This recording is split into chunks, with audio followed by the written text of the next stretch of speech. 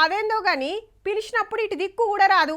ఈగొస్తుందా ఆగొస్తుందా అని ఎదురు చూస్తుంటే అటే పోతుంటది. నీ అవ్వ మొన్న మురిపిచ్చిపాయ పత్తాకు లేకపాయ అని చూస్తుంటారు రైతులు. కానీ మరి ఇప్పుడు ఎవరన్నా రమ్మన్నారా? ఏమో బొట్టు పెట్టి పిలిచినట్టే రావట్టే. వస్తే ఉత్తగుంటాది, రైతులను ఆగం చేసుడేనాయే.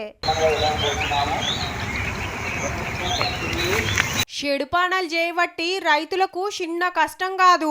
గాలి దుమారం రాళ్ల వానలు చేయబట్టి జొన్నలు మక్కలు మొత్తం ఒరిగిపోయినాయి. 40 నుండి 50 వేల పెట్టుబడి పెట్టాము. దీనికి ఇంకొక 15 రోజులు అయితే ఏదో కొంచెం వస్తుందని అనుకున్నాము. 1,20,000 దాకా లాస్ వస్తుంది సార్. చెట్టుకు చింతకాయలు దులిపినట్టే అయింది మామిడికాయల పరిస్థితి. పిందెల కాంచి రాలే వరకు పెట్టుబడి సుత ఎల్లేటట్టు లేదట. ఏ మాత్రం పూత కూడా సరిగా రాలేదు. కాపులు కూడా ఎక్కడ కూడా లేవు. మామిడి చెట్లు ఖాళీ చెట్లు ఉన్నాయి. వచ్చిన కాస్తో పూస్తో కొద్ది గొప్ప కాయలు కూడా మొత్తం రాలిపోయినాయి.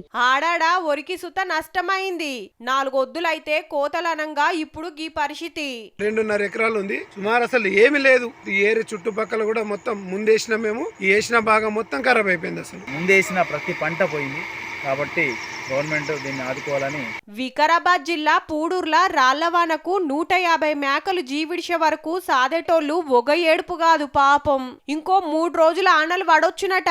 సిద్దిపేట కామారెడ్డి జనగామల బగ్గ పడతాయని ఆరెంజ్ అలర్ట్ పెడితే కడమ జిల్లాల శినుకులు రాలతాయని ఎల్లో అలర్ట్ పెట్టిండ్రు. అన్ని చోట్ల కూడా క్యుములోనింబస్ మేఘాల వల్లే పడిన వర్షం కాబట్టి ఈదురుగాలులు ఉరుములు మెరుపులు అనేవి అన్ని చోట్ల కొనసాగడం జరిగింది.